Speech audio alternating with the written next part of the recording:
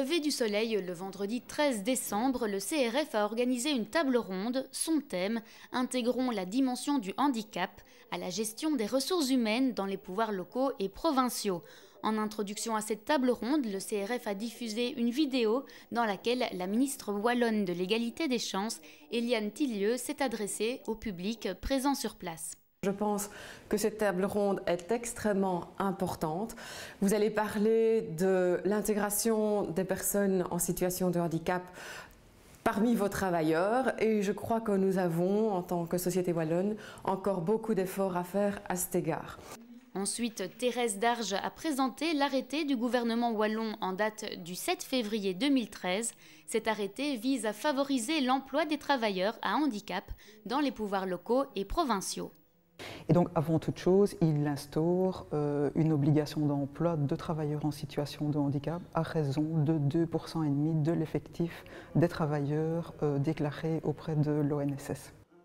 Outre cette obligation d'emploi, l'arrêté prévoit une évaluation des travailleurs en situation de handicap. Il prévoit également que l'évaluation, donc que les états des lieux de l'emploi des travailleurs handicapés devront être discutés au sein des conseils. Donc cela varie en fonction du type d'institution, conseil communal, conseil provincial, conseil de l'action sociale. À cette évaluation s'ajoute une information auprès du personnel concernant l'existence de cette obligation. À mentionner également en autre élément novateur de cet arrêté.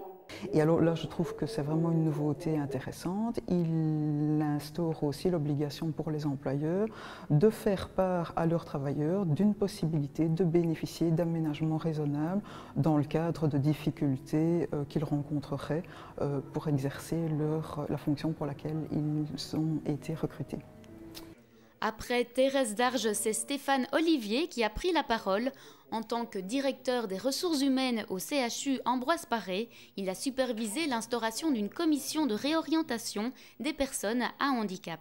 C'est une commission que nous avons activée il y a 3 ans pour chercher des solutions à des travailleurs dont la santé empêche de poursuivre leur travail chez nous, dans nos hôpitaux. Et donc le travail de cette commission, c'est de réfléchir tous ensemble avec le travailleur sur une nouvelle fonction qu'on pourrait lui attribuer pour qu'il ne doive pas arrêter de travailler à cause de sa santé. Pour faire appel à cette commission, la personne doit répondre à plusieurs critères.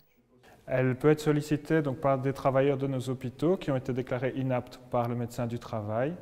Donc c'est une procédure officielle, une déclaration officielle par le médecin du travail et ensuite c'est au travailleur de faire la demande d'être entendu par cette commission. Et pour clôturer cette table ronde, Thierry Conrads a pris la parole. Il a présenté notamment le site internet qu'il a créé, willit.be. Donc c'est un site de recrutement un petit peu comme les grands sites bien connus, où à savoir vous avez d'un côté des candidats qui déposent leur CV et de l'autre côté des entreprises qui viennent déposer des offres et le matching se fait sur le site même où les candidats vont voir les offres et les recruteurs vont voir les CV. La particularité de willit.be, c'est que les CV sont des CV de personnes avec un handicap reconnu. Quel est l'intérêt de recruter une personne avec un handicap plutôt qu'une autre? Outre l'obligation légale, Thierry Conrads y voit d'autres avantages. Pourquoi recruter une personne avec un handicap? Parce que justement, cette personne je pense qu'après une maladie ou après un accident, si elle se trouve de nouveau avec un projet professionnel qu'elle veut défendre, je pense qu'il y a une énergie intéressante, qui est intéressante pour l'entreprise, parce qu'il y a une énergie de motivation, il y a une énergie de confiance, et souvent ce sont des gens très fidèles à l'emploi. Au-delà de leur motivation, ces personnes développeraient aussi des efficiences. C'est quoi les efficiences? Ce sont des aptitudes que la personne a mis en place pour compenser sa déficience, à savoir des aptitudes pour compenser le handicap. Et ça, c'est très intéressant pour l'entreprise. Et souvent, maintenant, j'invite les entreprises à, outre les compétences, à utiliser l'efficience. Et comme je dis souvent, compétence plus efficience, ça fait talent.